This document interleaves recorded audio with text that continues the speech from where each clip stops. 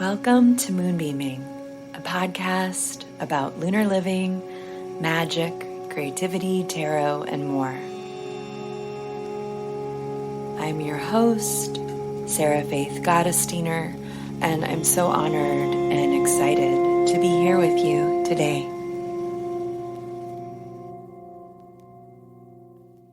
Welcome back to the show. This is our last episode of season 3. Can you even believe it? I can't.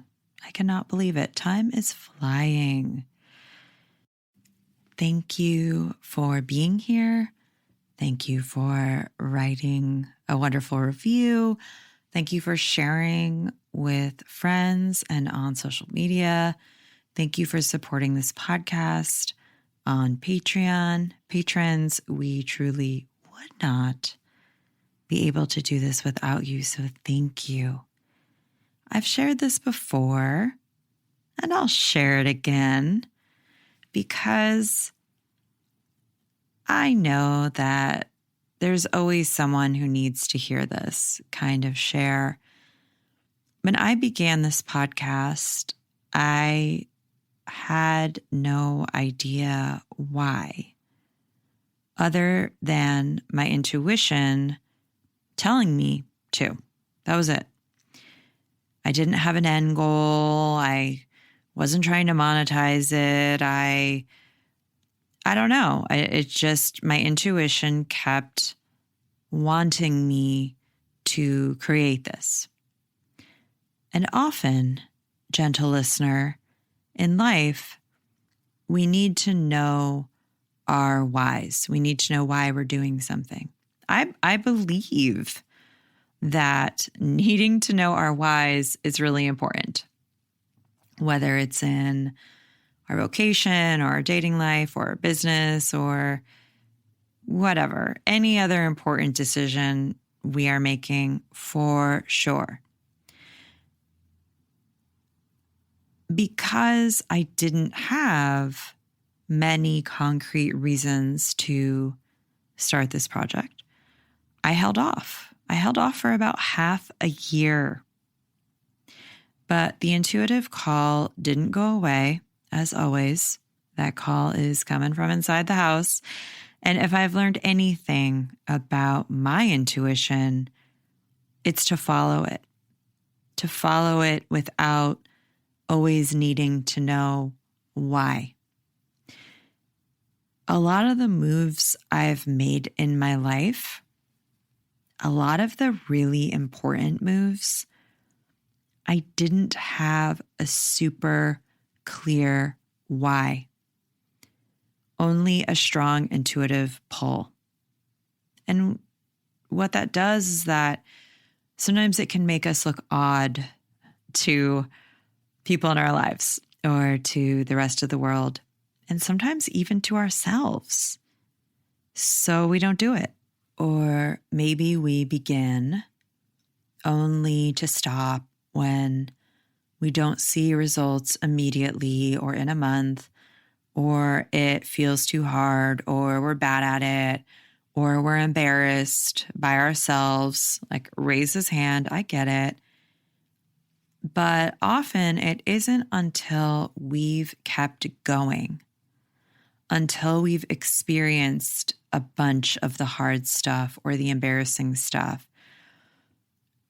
Maybe we go deeply into the boring or at least unglamorous phase of showing up again and again and again. Maybe it's not until that happens that we find our answer. That can be when we find our why, if it's been a little bit hazy or the only answer we have is our intuition. For this project, there have been a lot of insights. Now that we've completed 3 seasons, over 2 years, and I've had interviews with dozens of people.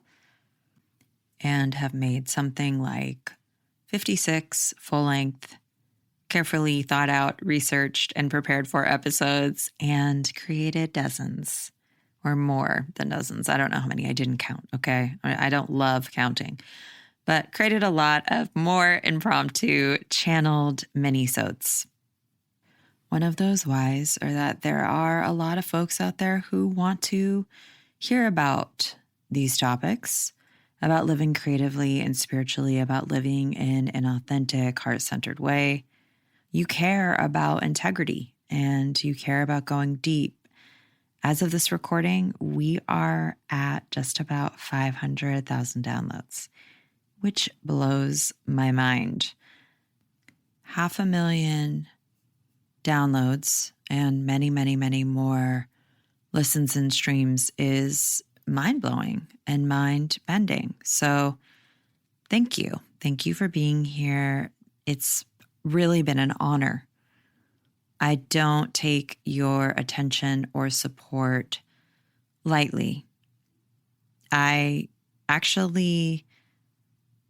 It's something I feel like I have a lot of responsibility around, to be honest, which classic in true Sarah classic fashion can sometimes make it not super fun, but I'm trying to like keep the fun in it. I'm trying to keep the fun in it, making a few jokes here and there, figuring out some puns, not trying to take myself too seriously. So yeah, okay. I will be regrouping. I'll be putting all my focus on my upcoming class. It's called Resourcing the Creative Self. It is a super unique container that is designed to ignite that artistic and magical spark we all have through inquiry, ritual, practice, and community.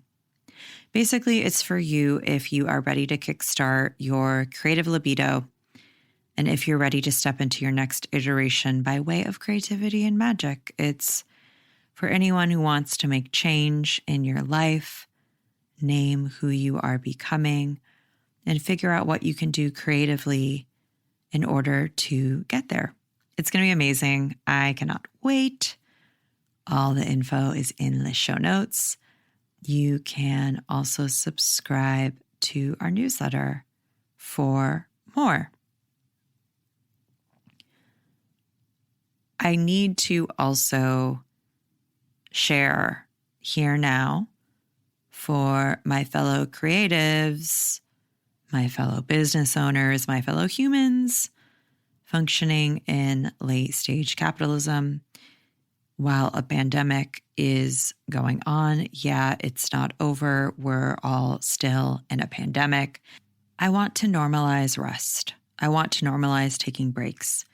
We can't be on all the time. We cannot be outputting all the time. We cannot be expecting that of ourselves or of others. Expect and respect moments of rest and quietude. Support people while they are resting. Not only while they are giving you things for free. I've been reflecting a bit on the pace that so many of us are operating at or being asked to operate at, motivated by scarcity or by ableist stuff, influenced by social media or other creators or other podcasts, and it's not sustainable. I'll find myself comparing myself to, say, a corporation with endless revenue and resources, or a podcast that literally has a production company behind it and the hosts are actors or comedians. And y'all, that's not healthy. A lot of the focus of my year for myself is on sustainability personally. And sustainability includes not putting toxic expectations on ourselves and not on comparing ourselves to others, especially others who have a team behind them or resources or are operating under circumstances that are in integrity. In order for me to show up, I need periods of rest. It's what I teach. part of any humanifestation process includes rest. So let's celebrate rest. Let's encourage it as much as we can within ourselves and within others.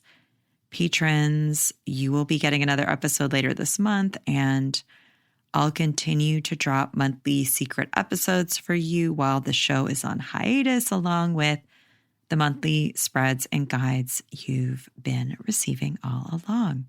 All right. Okay. Let's get into our show's topic for today. It's about magic. Let's begin.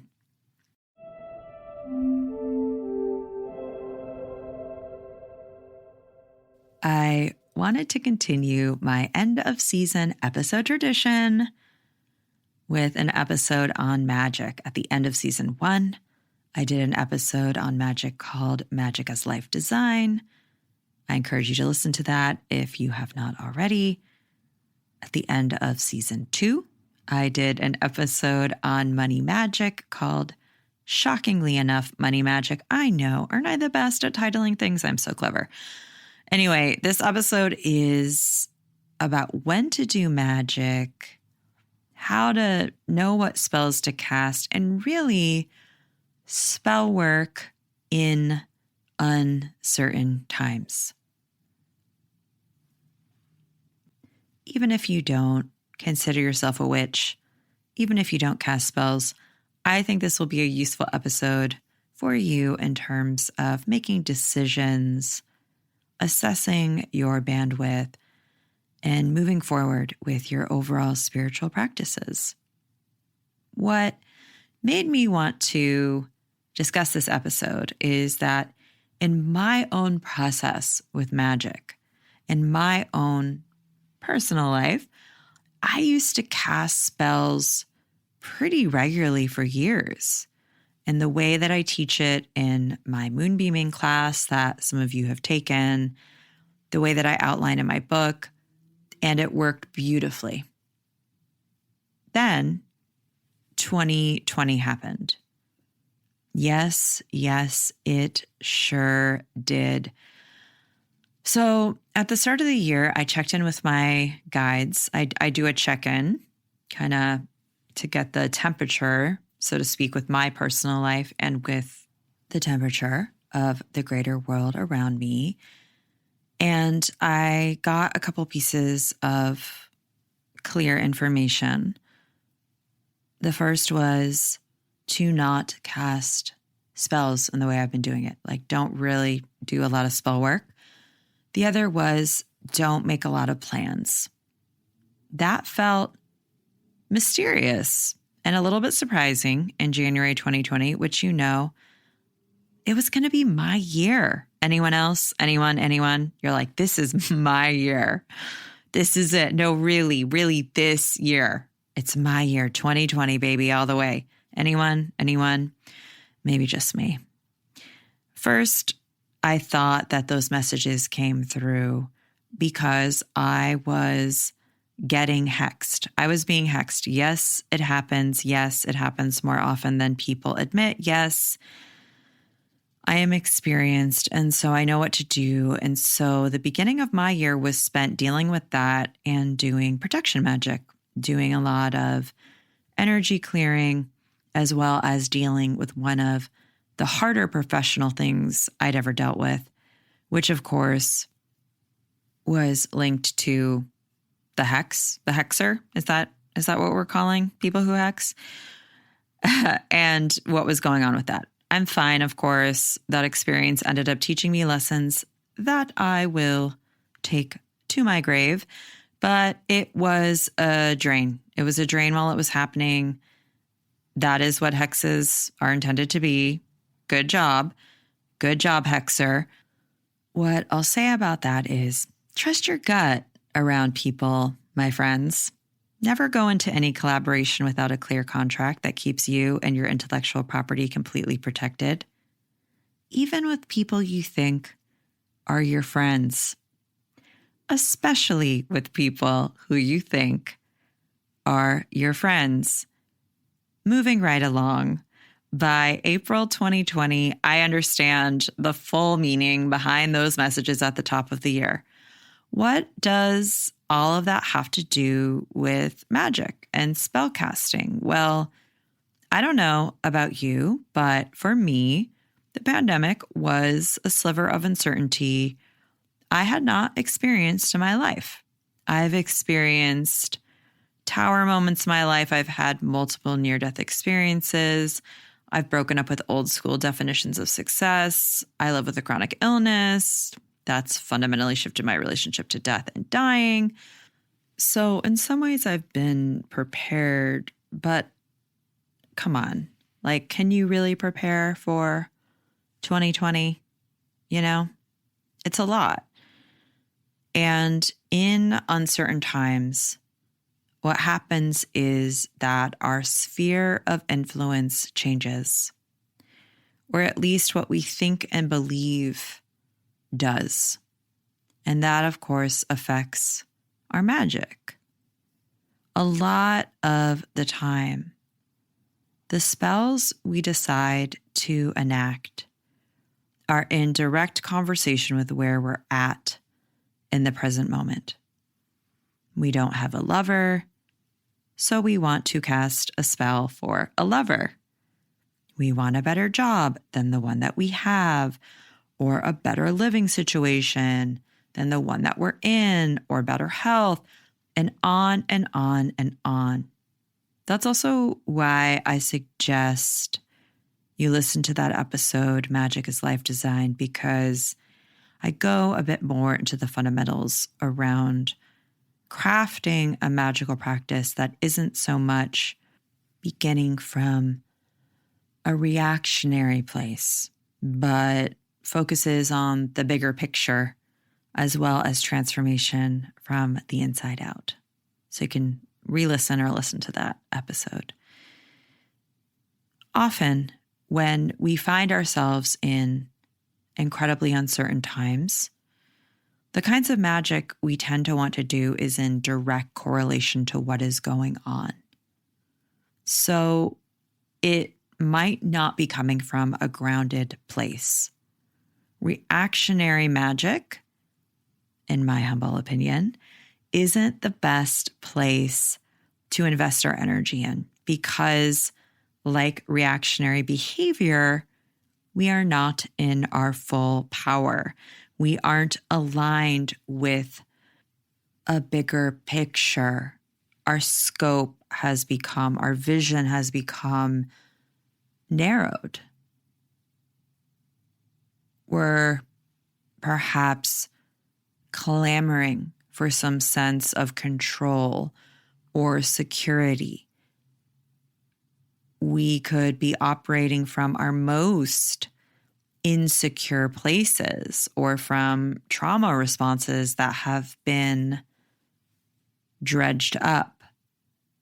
And what we might think security is when we are in these places, when we are more desperate, isn't actually the long-term reality that our soul and spirit craves and wants.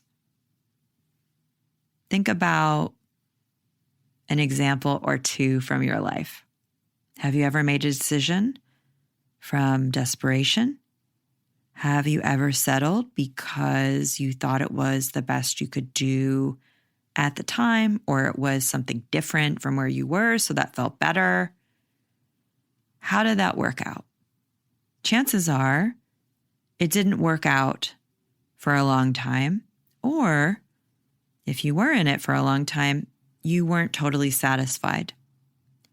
You might have been reminded frequently that you were settling, or how ill-fitting the situation or relationship was, which maybe led to a drain on your energy or a drain on your confidence.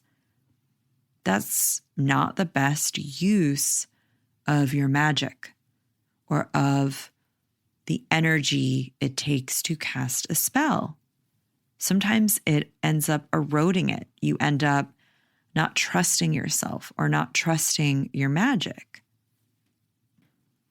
2020 was incredibly intense. It was chock full of uncertainty, which for me and for many of the folks I love and a lot of the clients and students I have had have continued on into 2021 and maybe even now. And these intense times of uncertainty will continue. Here we are. Intense time of uncertainty, party of one? No, it's a party of millions, probably. So you're not alone, at least. You're not alone. And of course, uncertainty, grief, loss, energetic whiplash, and on and on and on were and are our companions. They were our companions and they will be our companions into the future because it's part of life, just like joy and laughter and sweetness and art and connection is part of life. So what can we do when we feel really uncertain? What kinds of spells are helpful? I think before doing anything, we have to reconnect with our intuition, with what we know to be true. There are so many ways to do that. Going into nature, resting, making art, channeling, movement, whatever brings us into a clear witnessing of self. Not us feeling amazing or super healed or incredibly energized, but what allows us to see ourselves and know ourselves and connect to what we are capable of, what our strengths are, and to really gain clarity around our sphere of influence. We have to tune into our sphere of influence, what we can control. And you've heard me say this before, if you've taken my classes, this is both a ton and very little. We can control how we treat ourselves.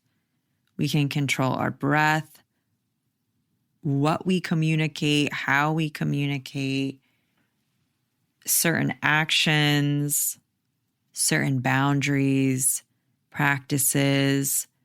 We can sometimes, hopefully more often than not, control our responses, our thoughts, our attention. With consistency, we can control the quality of our energy. So, name what you can control and start there. And for the grace of the goddess, also be clear about what you can't control. And don't try to attach to what you cannot control. Because you can't control it, babe. You just can't. So that's an energetic drain if you're trying to control it. So just stop it. Put that control somewhere else, like a grocery list, or how tightly you're tucking in your sheets, or how you're scrubbing that dish. You're just scrubbing all the stains out of that dish. So good. You know, just like focus it in real tangible ways. A kind of spell we might want to do when we feel uncertain, when we are in uncertain times, would be maybe a spell for clarity, a spell to bring us supportive help or helpers, a spell to help us with decision making. We could do a spell to clear obstacles or a spell to remove hurdles or blocks. Now, as a side note, be careful when you cast a spell to remove hurdles or blocks, because the universe might remove something that might not feel great at the time. Maybe it removes a hurdle, which would be a job.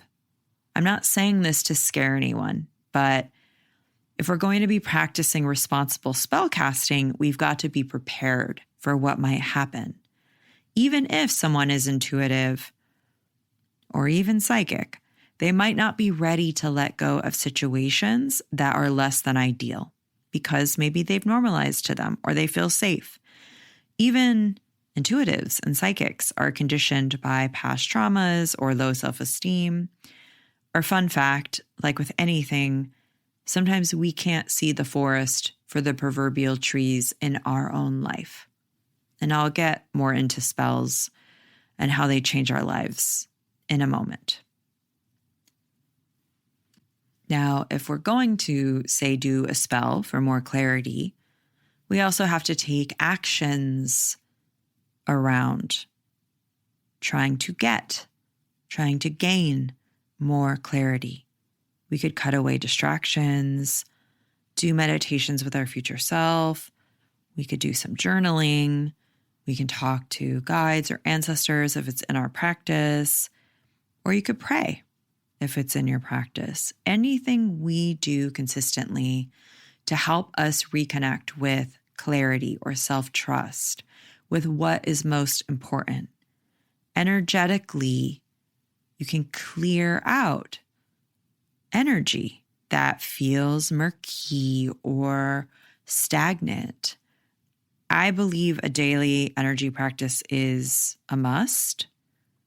The basic one being you call back your energy, you release energy that is not yours, that is not of service to you. You reset to the energy you would like. Maybe it's the energy of love or the energy of your heart or of a beautiful color. And then you protect your energy.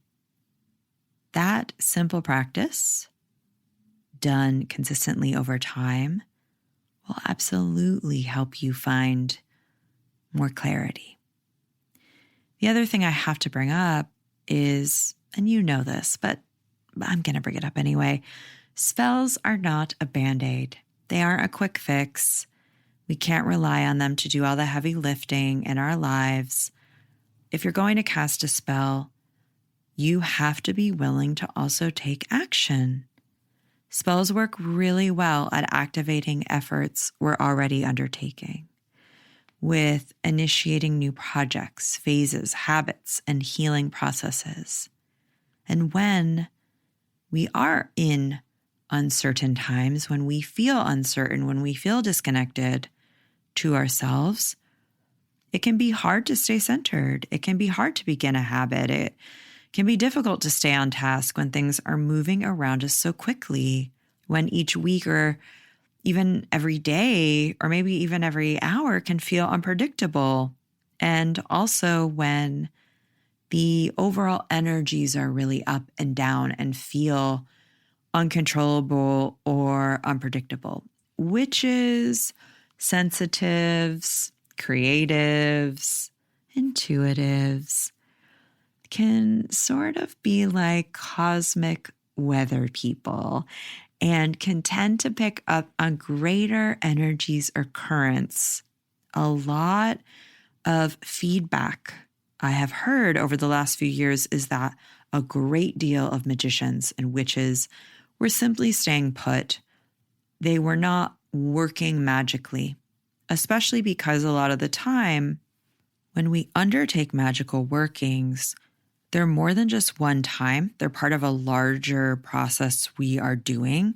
And we want to anchor in consistently with elements, deities, energies, spirits. I say this really frequently, but magic is a relationship. And when we enter into a spell or a magical working, what is heightened is the quality of the relationships we're entering into. And so not only do we have to feel sturdy enough and strong enough and practiced enough within ourselves, with our energy field, to be able to move forward, to be able to work magic skillfully, but we also have to be energetically strong enough and adept enough to enter into relationship with spirits, elements, deities, and these things are also affected by uncertainty and what's going on. So that's something we always have to take into consideration. We have to feel like we already have the autonomy, the will to be able to move forward in our lives around something no matter what. I also often say that most things don't have to be a spell. You can have a conversation with your roommate instead of casting a banishing spell for them to go away. And also, I don't believe in casting spells that affect other people, because other people are what? Other people are what? Other people are outside our sphere of influence. There are, of course, some exceptions to that. One is if you're a professional doing magical workings that folks have hired you to do, of course, it's consensual. Anything consensual is beautiful, in my opinion. Another is, of course, if someone's hexing you, you can cut cords to the person, clear your energy, ward your home, call in protectors. You can protect yourself and your loved ones. You can do a reversal spell. That all makes sense to me and in my practice. Not in everyone's practice, of course, just speaking for myself. So if you're trying to figure out what spell to cast, a good rule of thumb is to ask yourself, would I already be doing this no matter what? Is this the outcome I want for a very long time? Is it going to serve me? Am I ready to receive on an energetic level whatever gifts are going to come my way as a result of this successful spell? You can ask yourself, am I ready to expand beyond where I am now? Is my nervous system ready? Am I going to collapse? Or am I going to be able to grow?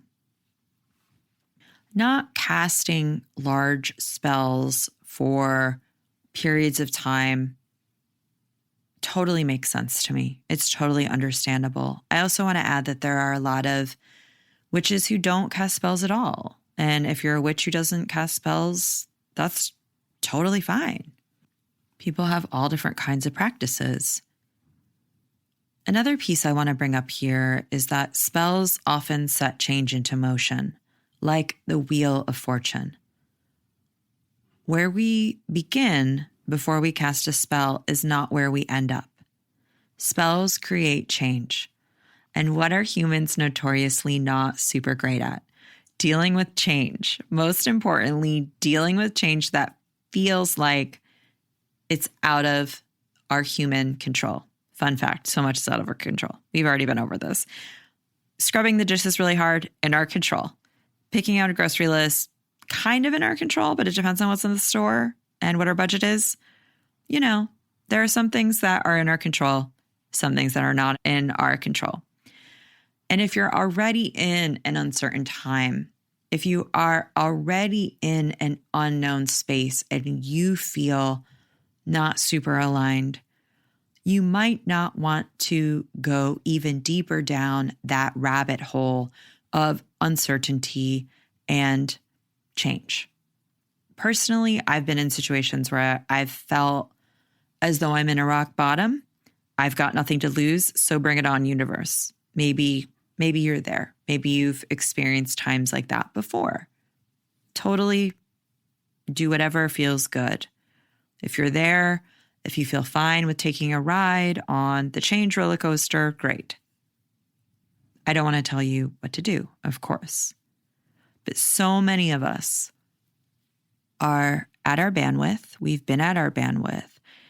And maybe enduring more cycles of unpredictable change might not be the first thing on our life grocery list. And also, if we are at our bandwidth, maybe you, like me, are ready to do some spells for recalibration, are ready to really figure out how we can get more in alignment, what needs to go, what can stay, how we're pivoting, how we're transforming.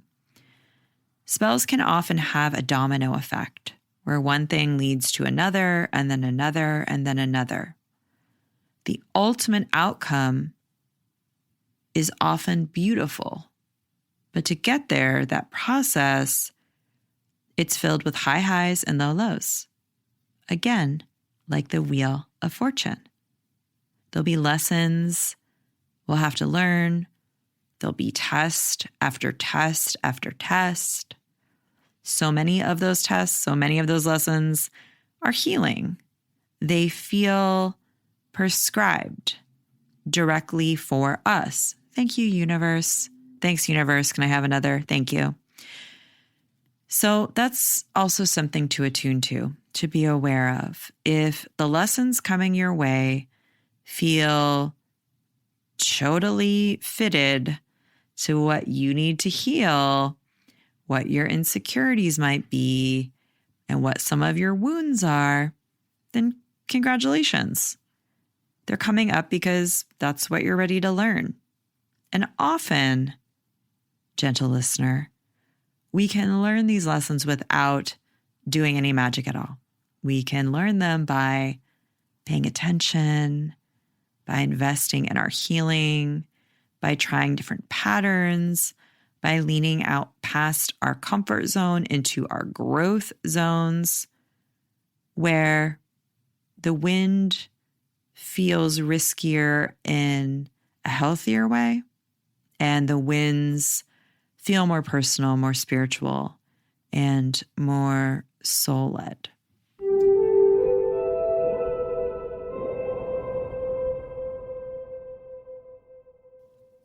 Of course, there are some great spells or types of spells that we can do in uncertain times. And those are spells that are internally focused. Spells for healing, for discipline, for enhanced connections to our dreams or ancestors, or for more self-love. These also don't have to be spells, of course. They can be rituals and practices. They can be actions that you take each day or each week. I've been doing ritual baths during this time. I've been doing a ton of energetic hygiene and energy work, which has been so key for me, and which came as a result of that message I shared in 2020 that told me not to do a ton of spell work. Because in lieu of that, I decided to do a lot of nervous system education and a lot of energy work instead of spell work. I also wanted to bring up magical work that might not be spells per se, but that are super profound. I'm talking about spiritual activities like trance, deep meditation, ancestor veneration and connection, divination, deity worship, and relationship building, elemental relationship building, herbalism, befriending plant and animal friends, reading and research about certain aspects of your practice, such as studying Kabbalah or Buddhism or some historical piece of witchcraft, or whatever else feels like it would fit well into your practice. We'll go more into depth on some of the things I'm about to bring up on my upcoming art and magic class. And I also spoke about this in a past episode for my patrons, but basically any activity that will strengthen your spell casting abilities is, I think, a really important practices to be investing in consistently at all times, and also in uncertain times. To cast a spell, you've got to be able to move energy, alchemize energy, raise energy. You've got to be able to hold your focus, be in relationship with, right, the elements or deities or archetypes. You've got to be able to visualize or to embody, to access your intuition, and you've got to know what you want. You'll want to figure out if there is a particular sequence to the spells you will be doing. Like, for example, you may wish to do a clearing spell. After that, you may wish to do a road opener. After that, you may wish to do an amplification spell, and so on and so forth. Maybe you don't even need an amplification spell. Maybe you need a clearing spell. That's it. Or maybe you do need a spell to bring in more support. Perhaps it's time to get more disciplined, or figuring out how to master your subtle energy, or get consistent and being able to move energy. Ultimately, it's spells that help us fundamentally transform our habits, our beliefs, our baselines, our all over systems and frameworks, as well as help us step into our truest self, that I think are the most useful. Those more internal spells can always be done, and especially be done in times of uncertainty. We know that during uncertain times, we need more support. We need more love and more hope. We need reminders of who we are and what we care about and why we are doing what we are doing. We need connection, honest and authentic connection. We need to know we can trust ourselves and trust one another. During uncertain times, we need adaptability, creativity, bravery. We need to be resourced, and we need to know who to call, what to do, what to reach out for, who to reach out for when we aren't. We need to know what it feels like to live in integrity with joy. We need to have the discernment to clear away what doesn't matter, what the distractions are. And we need to be able to cultivate what does matter and have gratitude for all that we do have. That's what I've got, my dears. Thank you so much for being here. I'll be back sometime after the equinox. In the meantime, you can join me in my upcoming art and magic container. It's going to be so fun. I can't wait to get started and to meet everyone. You can also listen to, I think there's like 50 something other podcast episodes here we have in our archive. You can find me on Instagram. I'm on the World Wide Web. Wild, I know, it's true. You can get my book, The Moon Book, or my Many Moons Planner and Spiritual Guide, as well as meditations and other downloads and apparel and talismans on my site, all linked below. And of course, you can find me on the astral, where I will be resting and laughing and trying to hold love and gratitude in my life as much as possible. Until soon, sending you so much love, so much abundance, and so much sweetness. Bye. Moonbeaming is brought to you by The Moon Studio. It is created and hosted by me, Sarah Faith Gottesdiener. Additional assistance is provided by Hazel Frew. Sound art is by Will Owen. And the show is supported by the Moon Studios Patreon. Thanks so much for your support. If you like this podcast, please rate, review, subscribe, and tell a friend. It's much appreciated. Thanks for being here.